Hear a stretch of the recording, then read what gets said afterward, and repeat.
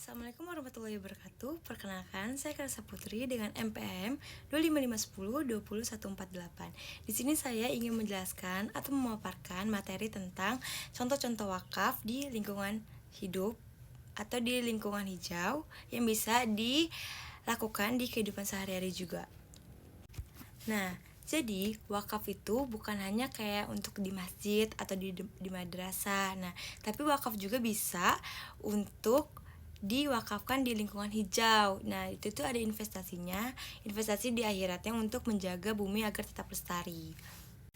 Nah, jadi wakaf lingkungan hidup itu adalah suatu praktik, akses, dan atau dana untuk pelestarian alam. Tujuannya itu untuk menjaga ekosistem dan memberikan manfaat berkelanjutan bagi makhluk hidup yang ada di sekitarnya juga. Nah, jadi contoh pertama itu ada hutan wakaf. Nah, itu ada pengalihan lahan untuk dijadikan hutan konservasi yang tidak boleh ditebang. Nah, gunanya itu untuk mencegah banjir dan menjaga keanekaragaman hayati.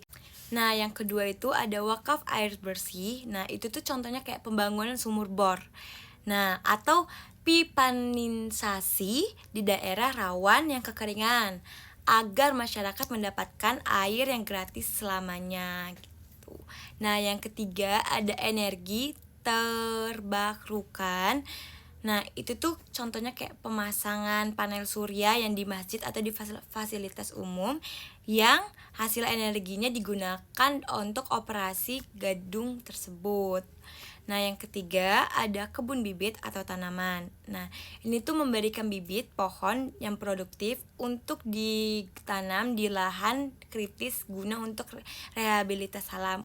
Nah, ada juga di wakaf lingkungan hidup yang di kampus. Tadi kan sudah di lingkungan hidup biasa nih. Nah, terus itu ada di dunia kampus juga. Yang pertama itu ada wakaf pohon atau tanaman produktif. Nah, itu tuh contohnya kayak penanaman bibit di pohon di area kampus untuk penghijauan. Nah, yang kedua itu ada wakaf air minum atau drink water station. Nah, itu contohnya kayak menyediakan stasiun air minum gratis bagi mahasiswa yang menggunakan dana wakaf produktif.